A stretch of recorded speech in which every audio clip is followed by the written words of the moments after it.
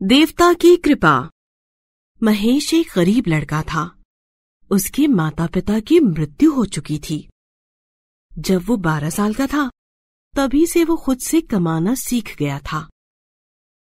पढ़ाई लिखाई तो की नहीं, पर दुनिया की असलियत वो बखूबी सीख चुका था। परिवार का कोई भी उसकी हालत देखकर उसके पास नहीं आया। वो जंगल में जाकर कभी हरी घास तोड़कर तो कभी लकड़ियां बीनकर गांव-गांव जाकर बेचा करता था। गांव के लोग उससे कम पैसे में चीजें खरीदते थे। महेश किसी से भी कुछ नहीं कहता था। वो मेहनत करता और जो रूखा सूखा मिल जाता उसे खाकर भरपेट पानी पीकर सो जाता। एक बार महेश को जंगल से बहुत कम लकड़ियां मिली। उसने उन लकड़ियों का गट्ठर बनाया और एक पेड़ के नीचे बैठकर रोने लगा। उसने भगवान को याद करते हुए कहा, भगवान, आप मुझे भी मेरे माता पिता के साथ ही उठा लेते। मैं अपनी भूख से परेशान हो चुका हूं। मेरा कोई भी सहारा नहीं है। मैं क्या करूं? तभी पेड़ के ऊपर बैठे एक पक्षी की आवाज उसे सुनाई देती है। ओ नादान महेश, ऐसे हिम्मत हारने से कुछ नहीं होगा। मानव होकर ऐसी निराशा भरी बातें करते हो। कौन है भाई? सामने क्यों नहीं आते? महेश, मैं एक स्वर्ग का देवता हूं। मैं इस पेड़ पर एक पक्षी के रूप में बैठता हूं और जरूरतमंदों की मदद करता हूं। अच्छा देवता जी, आपको भगवान ने मेरे पास भेजा है ना? नहीं, मैं एक शाप के कारण पक्षी बन गया हूं। ओह, तो ये बात है। फिर आप किस तरह सबकी मदद करते हो? मेरे पास एक जादुई शक्ति है जिससे मैं सबकी मदद करता हूं। देवता जी, आप मेरी मदद कैसे करेंगे? मैं तो बहुत भूखा हूं और कई दिनों से मुझे भरपेट खाना नहीं मिला है। आप मेरी मदद नहीं कर पाएंगे। ओह, बस इतनी सी बात। चलो, अपनी आंखें बंद करो। महेश आंखें बंद कर लेता है। थोड़ी देर बाद पक्षी उसे आंख खोलने के लिए कहता है। महेश आंख खोलता है तो उसकी आंखें फटी की फटी रह जाती हैं। वो अपने सामने एक स्वादिष्ट खाने की थाली देखता है। वो पक्षी को धन्यवाद देता है। महेश, ये तो बहुत छोटी सी बात है। अब जब भी तुम्हें भूख लगे, तुम भगवान का नाम लेकर आंखें बंद करना। खाना तुम्हारे सामने होगा। देवता जी, मैं आपका शुक्रिया कैसे करूं? पहले तो तुम भरपेट खाना खा लो, उसके बाद बात करेंगे। महेश भगवान को धन्यवाद कहकर खाना खाने लगा। आज उसे सालों बाद भरपेट खाना मिला था। देवता जी, आप कहाँ हैं? मैं यहीं हूं। महेश, अब घर जाओ और मेरे बारे में किसी से कुछ मत कहना। बाकी जब तुम कल आओगे तो मैं तुम्हें आगे क्या करना है वो बताऊंगा। महेश पक्षी को नमस्ते करके लकड़ियों का गट्ठर उठाकर घर आ गया। वो गट्ठरों को अपने कमरे में एक तरफ रखकर सो गया। अगले दिन वो उठा तो वो ये देखकर हैरान हो जाता है कि लकड़ियों का गट्ठर चंदन की लकड़ियों में बदल गया था। वो उनको देखकर डर गया। वो जल्दी से जंगल की ओर भागा। उसी पेड़ के नीचे खड़े होकर वो पक्षी को बुलाने लगा। महेश, महेश, आराम से, कोई सुन लेगा।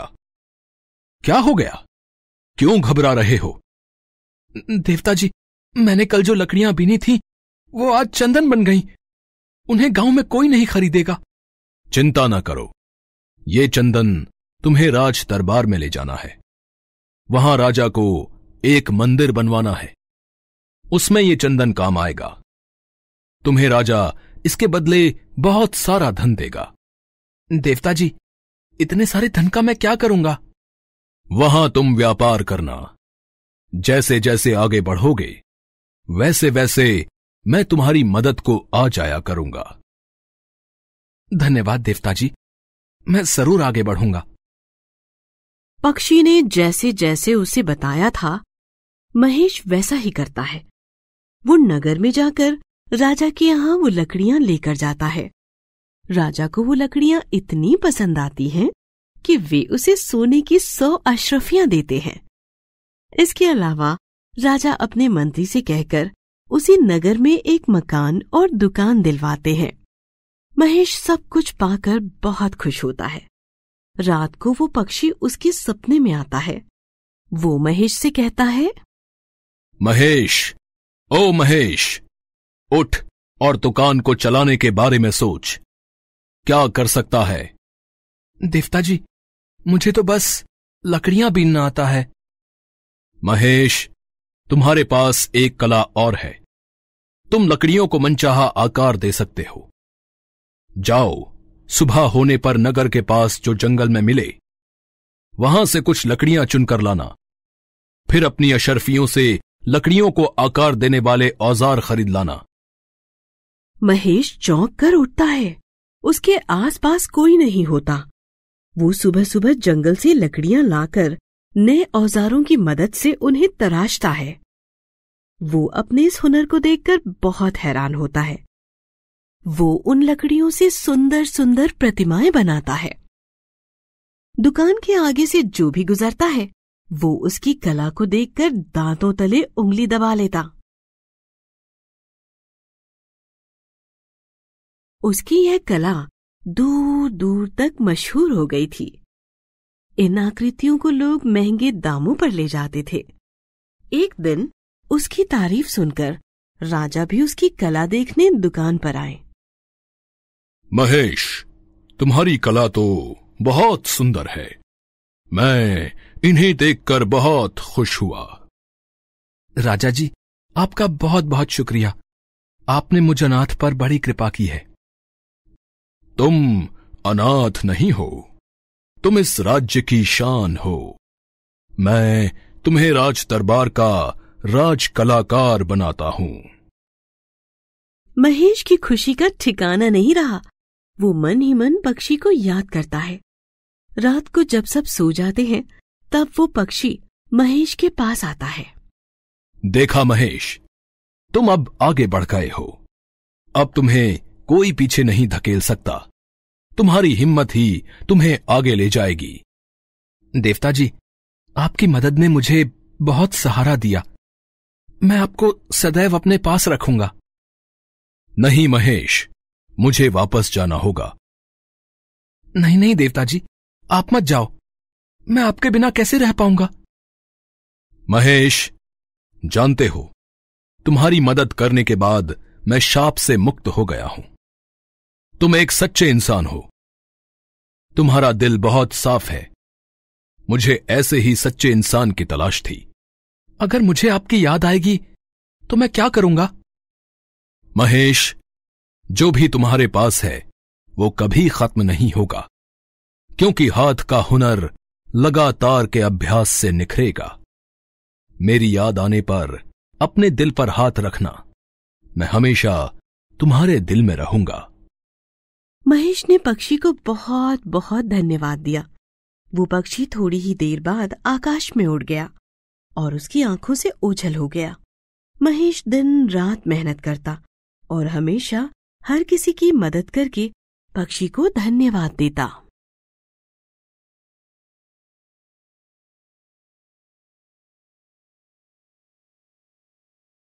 जादुई गुल्लक।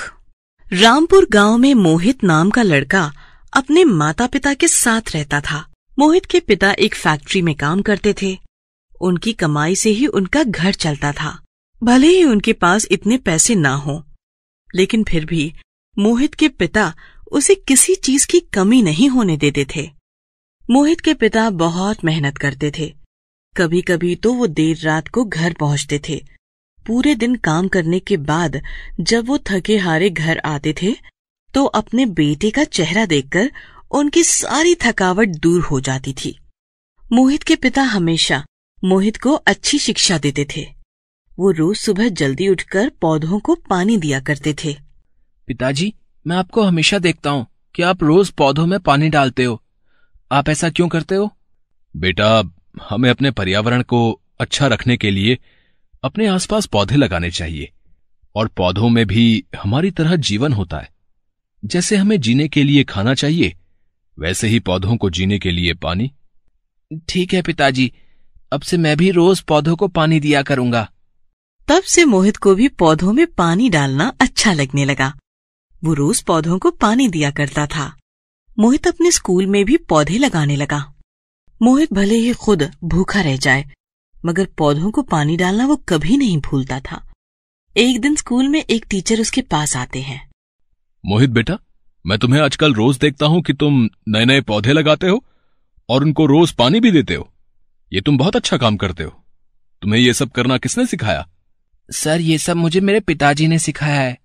वो कहते हैं कि हमारे आसपास पौधे लगाने से पर्यावरण अच्छा रहता है। पौधों में भी हमारी तरह जीवन होता है, इसलिए हमें उन्हें रोज पानी देना चाहिए। वाह बेटा, देखकर बहुत खुशी हुई कि इतनी कम उम्र में तुम इतना सब कुछ सोचते हो। तुम्हारे पिता तुम्हें बहुत अच्छी शिक्षा देते हैं। एक बार मोहित अपने माता पिता के साथ एक मेले में जाता है। मेले में ढेर सारे खिलौनों की दुकान थी। खिलौनों को देखकर मोहित का मन उन्हें लेने का करता है।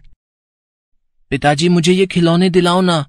उसके पिता दुकानदार से खिलौनों का दाम पूछते हैं, मगर खिलौने बहुत महंगे थे। बेटा, ये तो बहुत महंगा है, मगर तू चिंता मत कर। मैं तुझे आज एक ऐसी चीज दिलाऊंगा जिससे तू खुद भी कुछ खरीद सकता है। वो क्या है पिताजी? मोहित सोच में पड़ जाता है कि ऐसी कौन सी चीज है। तभी उसके पिता उसे एक दुकान पर ले जाते हैं जहां पर ढेर सारी गुल्लक थी। उसके पिता मोहित के लिए एक गुल्लक खरीद लेते हैं। बेटा, इस गुल्लक में तू रोज थोड़े थोड़े पैसे डाला कर। जब ये गुल्लक भर जाएगी तो देखना, इस गुल्लक में ढेर सारे पैसे जमा हो जाएंगे। मोहित को अपने पिता की बात सुनकर बहुत अच्छा लगता है। पिताजी, ये तो किसी जादू की तरह है। अब से मैं भी रोज इस गुल्लक में पैसे जमा किया करूंगा। मोहित अपने पिता से वो गुल्लक ले लेता है और बहुत खुश हो जाता है। तब से मोहित रोज अपनी गुल्लक में थोड़े थोड़े पैसे डालने लगा। मोहित के पिता ने उसे अच्छी अच्छी आदतें सिखाई हुई थी।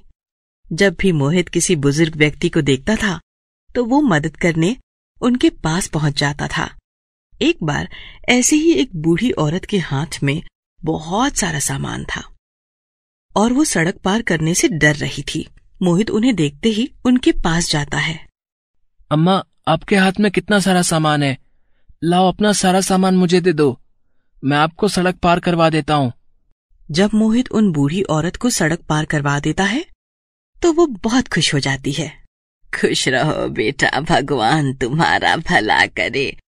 ये लो, कुछ पैसे रख लो, इन पैसों से कुछ खा लेना बेटा। मोहित जब लोगों की मदद किया करता था तो वो लोग खुश होकर उसे पैसे दे दिया करते थे। मोहित उन पैसों को उड़ाने की बजाय अपने गुल्लक में डाल देता था। कुछ महीनों बाद मोहित अपने गुल्लक को हिलाकर देखता है। उसे गुल्लक से कुछ आवाज नहीं आ रही थी। ये देखकर मोहित अपने मन में सोचता है, लगता है शायद ये गुल्लक भर गई है। पिताजी ने कहा था कि अगर गुल्लक से आवाज ना आए तो समझ जाना कि गुल्लक भर गई है। अब मुझे इस गुल्लक को तोड़ देना चाहिए। मोहित फिर अपने गुल्लक को तोड़ देता है। उस गुल्लक से ढेर सारे पैसे निकलते हैं। वो पैसे जो उसने रोज थोड़े थोड़े करके जोड़े थे, इतने सारे पैसे देखकर मोहित बहुत खुश हो जाता है। वो सोच में पड़ जाता है कि वो इन पैसों से क्या खरीदे। बहुत सोचने के बाद उसके मन में ख्याल आता है, पिताजी मेरे लिए कितना कुछ करते हैं।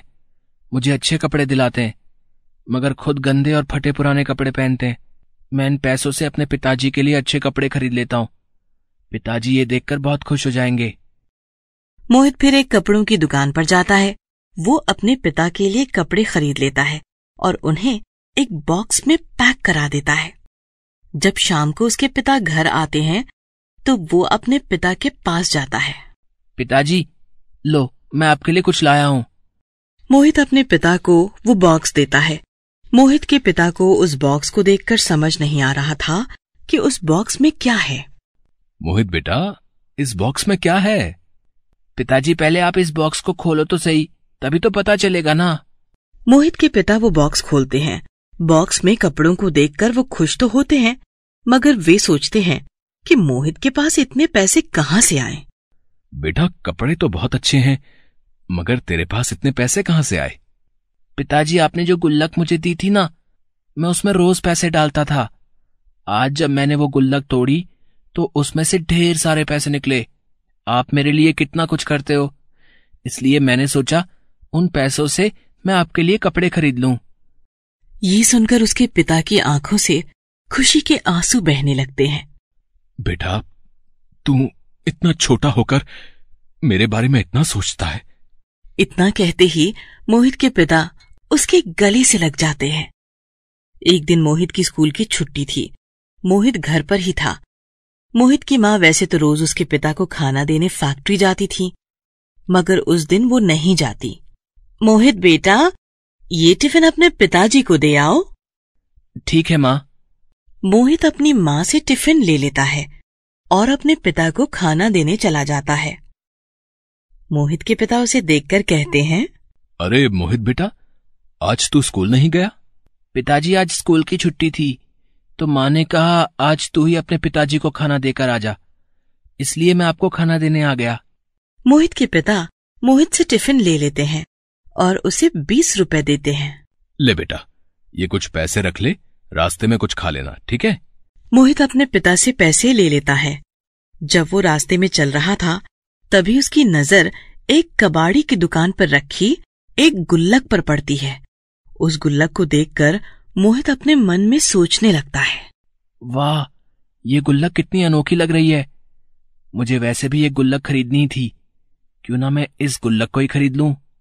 मोहित ये सोचते ही दुकानदार के पास जाता है। अंकल अंकल, ये गुल्लक कितने की है?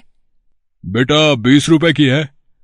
मोहित के पिता ने जो उसे खाने के लिए 20 रुपए दिए थे, वो उन पैसों से वो गुल्लक खरीद लेता है और अपने घर आ जाता है। मोहित ने कुछ पैसे बचाकर रखे हुए थे। जैसे ही वो उस गुल्लक में पैसे डालने लगता है तो उस गुल्लक से आवाज आने लगती है, मैं एक जादुई गुल्लक हूं। मोहित ये देखकर बहुत चौंक जाता है। मैं कोई सपना देख रहा हूं या तुम सच में बोल रहे हो? हाँ, मैं सच में बोल सकती हूं। मैं एक जादुई गुल्लक हूं। अगर तुम मेरे अंदर पैसे डालोगे तो वो पैसे 2 गुने हो जाएंगे और तुम जब चाहो उन पैसों को मेरे से कहकर ले सकते हो। मोहित ये सुनकर बहुत खुश हो जाता है। मोहित रोज पैसे बचाकर जादुई गुल्लक में डालने लगा। जादुई गुल्लक में पैसे डालते ही मोहित के पैसे 2 गुने होते जा रहे थे। तभी कुछ महीनों बाद मोहित के पिता काम करके अपने घर लौट रहे थे। रास्ते में एक कार ने उन्हें टक्कर मार दी। मोहित के पिता को बहुत चोट आई थी। आसपास के लोगों ने उन्हें हॉस्पिटल में भी भर्ती करा दिया। जब मोहित की माँ और मोहित को ये खबर पता चलती है तो वो हॉस्पिटल पहुंच जाते हैं। ज्यादा खून बहने की वजह से मोहित के पिता का ऑपरेशन करना जरूरी था, नहीं तो उनकी जान भी जा सकती थी। ऑपरेशन के लिए 1 लाख रुपए चाहिए थे। मोहित की मां को कुछ समझ नहीं आ रहा था क्योंकि उनके पास इतने पैसे नहीं थे। मोहित दौड़ता हुआ अपने घर जाता है। जो पैसे उसके 2 गुने हो गए थे वो जादुई गुल्लक से कहकर ले लेता है और मोहित उन पैसों को हॉस्पिटल में जमा करा देता है। मोहित की मां ये देखकर चौंक जाती है और उससे पूछती है, मोहित बेटा, तेरे पास इतने पैसे कहां से आए? कहीं तो कुछ गलत काम करके ये पैसे तो नहीं लाया ना? माँ, मैंने कुछ गलत काम नहीं किया है। मैं आपको सब बताऊंगा, पहले पिताजी को सही हो जाने दो। मोहित के पिता का ऑपरेशन हो जाता है। कुछ दिनों बाद मोहित के पिता बिल्कुल ठीक हो जाते हैं और अपने घर आ जाते हैं। मोहित अपने माता पिता को जादुई गुल्लक के बारे में बताता है।